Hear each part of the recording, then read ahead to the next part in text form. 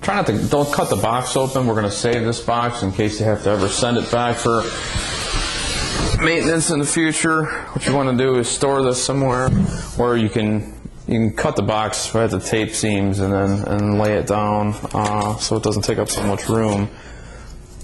What you want to do is first you do want to cut the 4 corners, and the box will just unfold. And what you'll find is you'll have your corner supports. Do keep these. These are going to be used if you ever have to repackage as well. The manual here, and inside this, right in the beginning, you're going to find that it's showing you how to assemble your machine, as well as we're going to cover that in the video itself.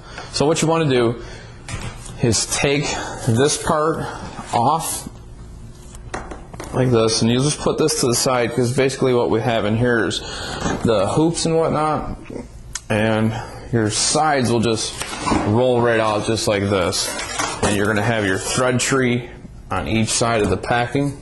From there, we're going to unpackage this machine and slide these 2 bottom pieces out like this, and then we'll be able to place it on the table.